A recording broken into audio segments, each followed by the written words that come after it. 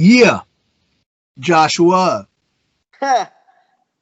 Hey, so in the last few years, as I've been teaching writing, I've been looking at a lot of writing theorists and different folks. And one of my favorites is Natalie Goldberg. There's also Julia Cameron, Peter Elbow. There's quite a few.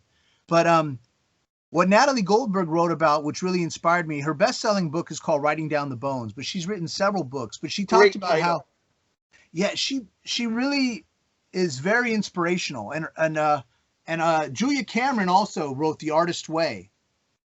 And Yeah, Julia I've heard of that very much. Julia Cameron and Natalie Goldberg, they're actually friends, and they've kind of written prefaces for each other. But these two women are really brilliant, and they're writing coaches. And Natalie Goldberg talks about how when you're younger, you have a lot of this kind of wild energy, and you have the wildness is really good. But she says as you get older, you get more disciplined and you get more structured. And she says what you want to do is you want to have a little bit of both. And it's funny because I've become a lot more disciplined and structured, but I was really wild in my 20s.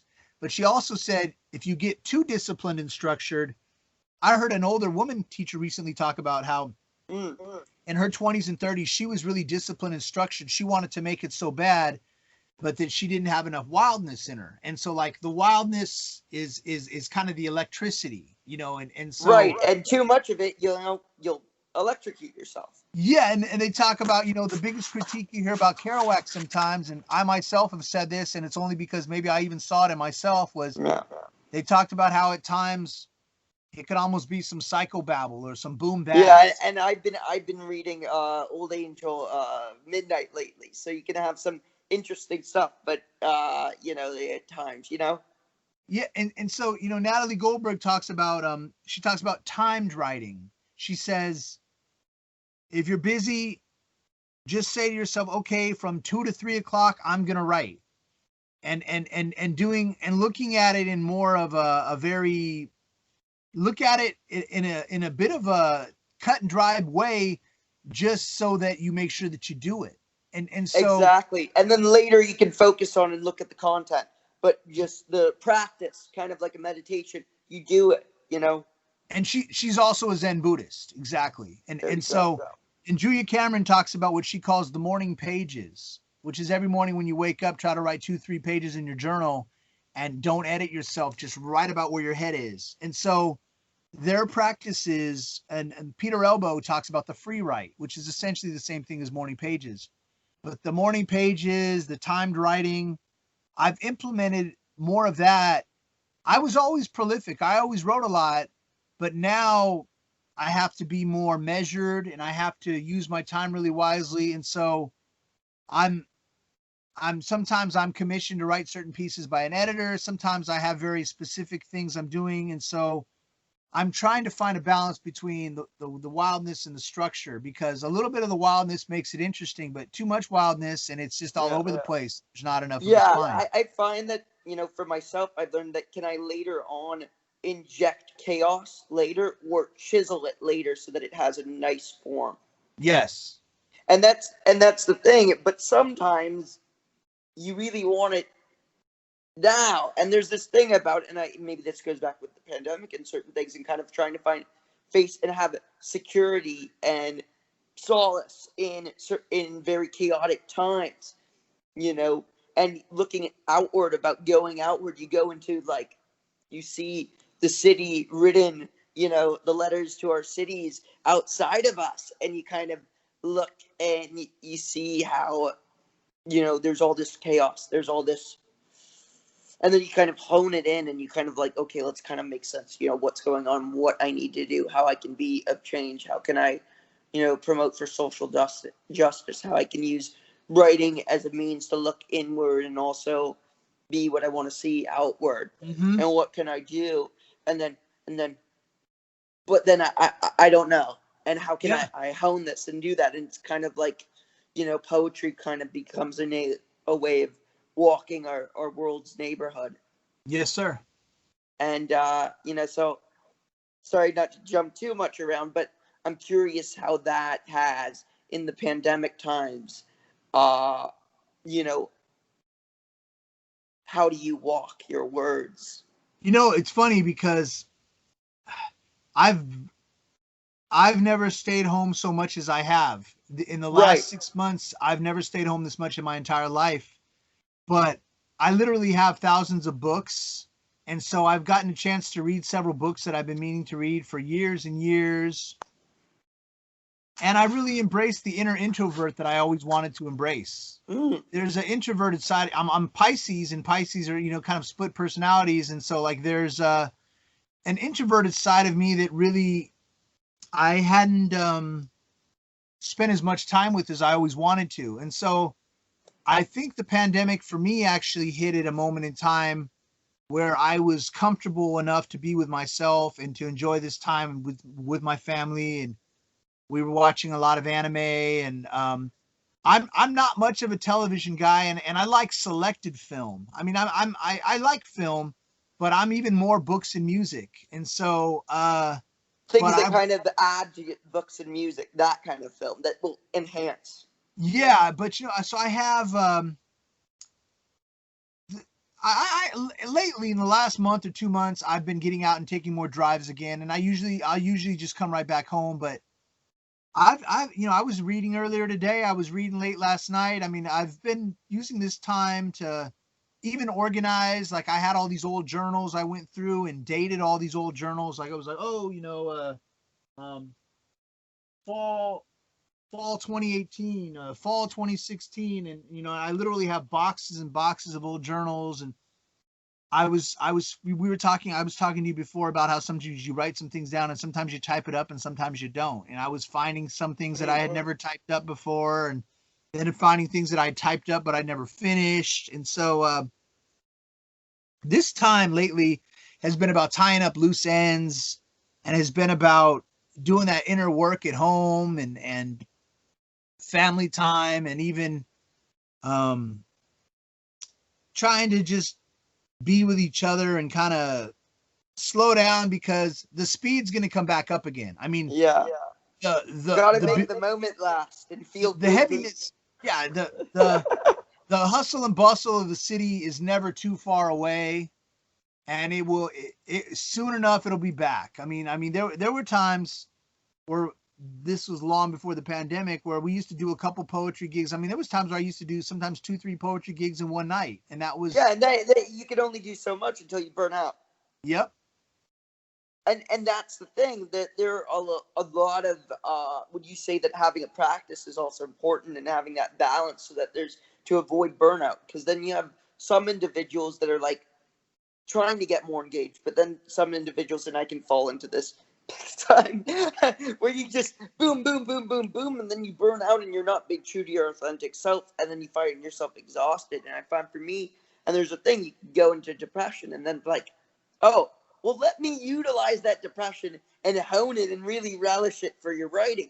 And that's the thing about you know, practicing healthy procedures, you know, eating regularly, making sure good wholesome meals, you know, while you know, writing and that, because you have a lot of people who's like, oh, I'm a struggling artist or certain things, or you take on this air or whatnot. You know, you read a lot of, I've been doing a lot of serial daughter stuff lately and certain things, and your mind can get to some really interesting places, and how that reflects, and you can see the messiness of your space or whatnot.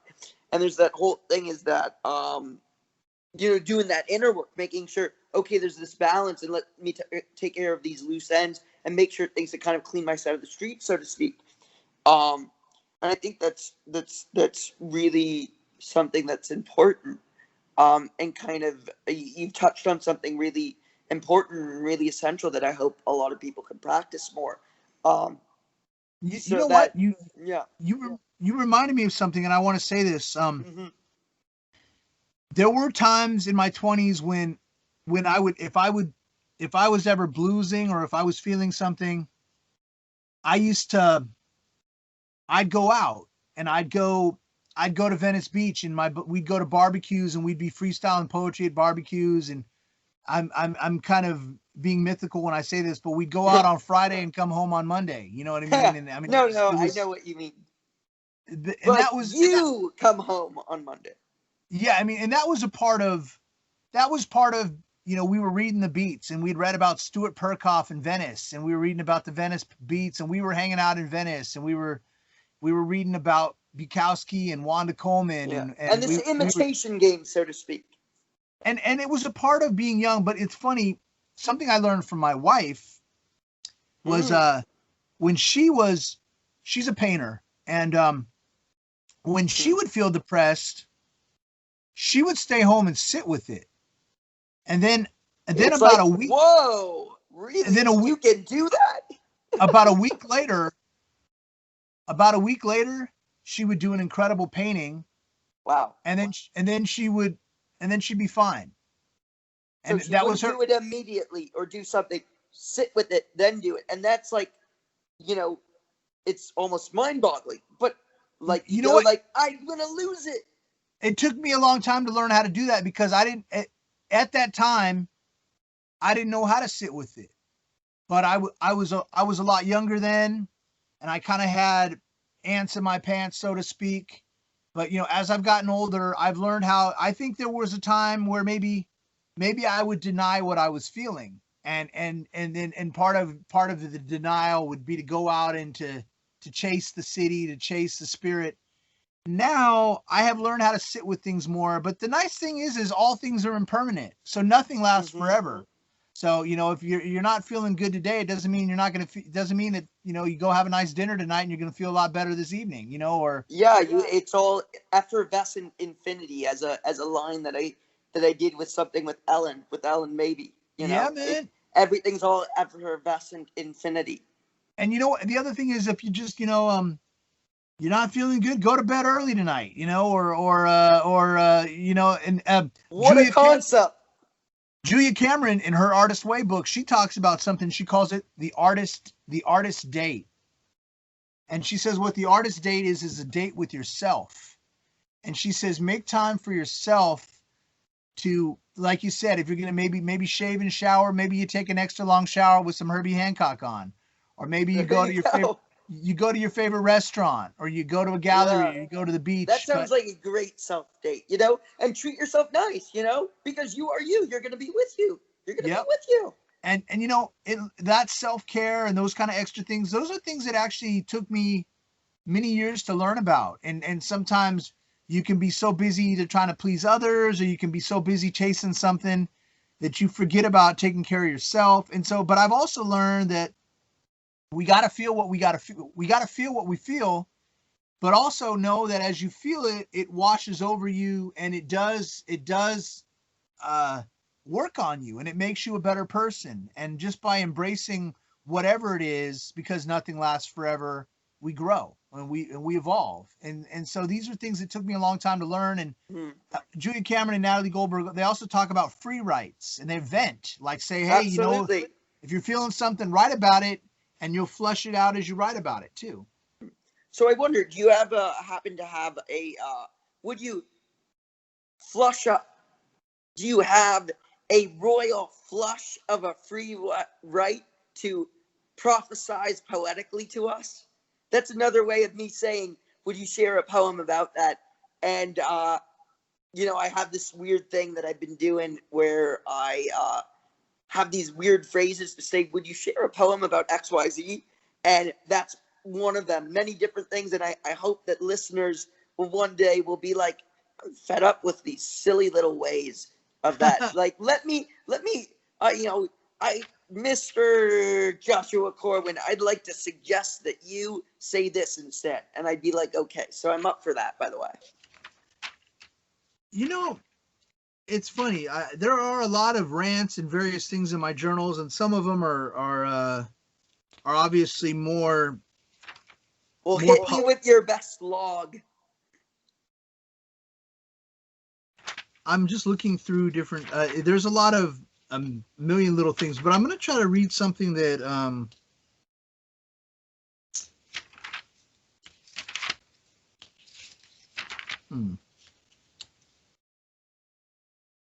I'm just going to read something really random. This piece called Transitions. Transitions connect moments and passages, running interference between entities, a bridge, a segment, an interlude.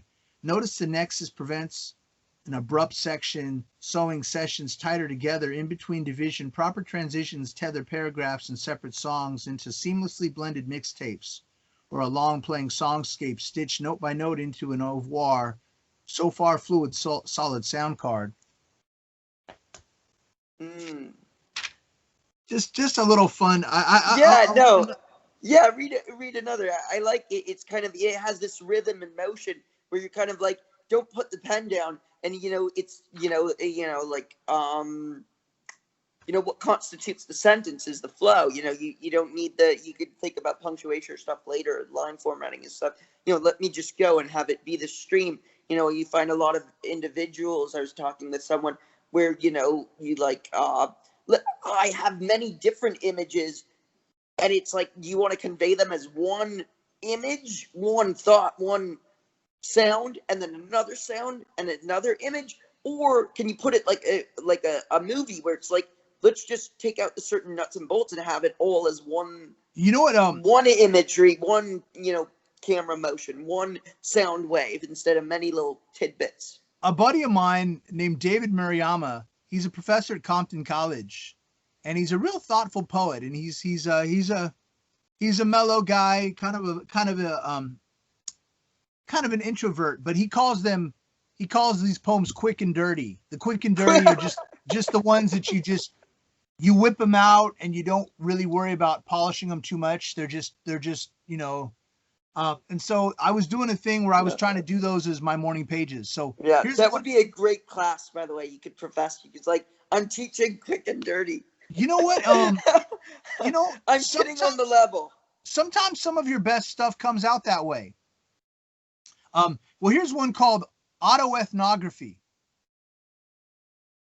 Autoethnography is simultaneously uncovering the world around you, together within your own journey, observing synchronicity and propinquity, ethnographically evolving through culture, tracing ways of becoming more human, holistically unfolding amid day-to-day life, naturally carving out identity in layers, overlapping trials, tribulations, epiphanies, geographies of struggle, strife, and triumph, redemption embedded in the process of articulating and assimilating circumstances, poetically portraying perspective from margins, helping to illuminate how it all happened.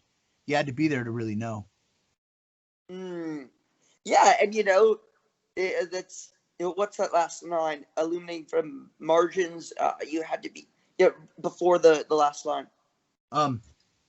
Helping to illuminate how it all happened. You had to be there to really know. Yeah, and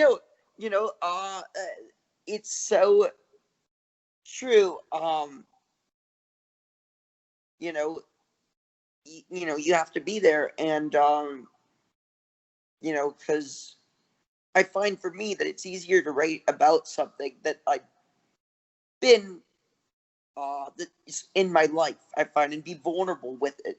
And maybe it's tough, but once you do that and kind of address the feelings, or sometimes you allow yourself to feel it and you sit with it, and then maybe later, a week, something, it dawns on you and you write it. But also I find that you can write something that it's not about you necessarily if you're instead writing it as though you are in it, as you're looking from imagination. And if that happens, you're going to have, I find for me, there's more of a surrealism that comes out in the way you write it, because it's not just you. So it's gonna have this different effect of when you write it, because it's coming from a different place. So it's gonna actually affect the style, the poetics, the whole structure, the way you lay down everything. Absolutely. And I was looking for this book I wanted to show you, but well, there's this term, autoethnography, and so that was the title. Right. But could you tell us a little bit about what that is? I'm not familiar with the term. Now, ethnography is something from the field of sociology, anthropology, cultural studies. Ethnography is writing about something, but autoethnography is where you're writing about a topic, but you are also a participant. You are also sharing from your own experience.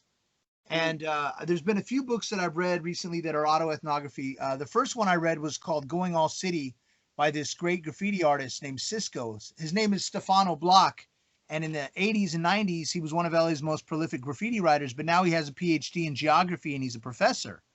And he wrote about how you know, he was a very prolific graffiti writer, and it's later on he went to study geography, but he was already doing geography. He already knew the geography of LA as a teenager. And then here's another book called Chicana Artivistas by Martha Gonzalez, and she's the lead singer of a group called Quetzal, and they won a Grammy. They're a Latin rock band. But her book, she's writing about these artists and activists from East LA and these musicians and how they were building community through music. And they were also activists, and so they were artists and they were activists. And so her book is about all of these musicians that she grew up with, but she's the lead singer of the band, so she's also talking about her own. So in a lot of ways, my letters to my city and a lot of my writing is from this autoethnographic place where I'm writing about Wanda Coleman and Mike Davis and all these different people and the DJs and the people I knew, but I was also there. And so when I said you had to be there to really know, it was, you know, we were there. We were there, and so at the same time, I was admiring the spirit of the space, and I was listening to the musicians and the poets and the DJs, and I was sitting there while my man Mir One was painting a mural, you know, and we were in the and so I love this idea of autoethnography, and it's something that I've definitely been. It's another one of those things that I was doing before I knew what the term was. Exactly. You know, I can see kind of where I've done that. I think that's kind of what poetry is.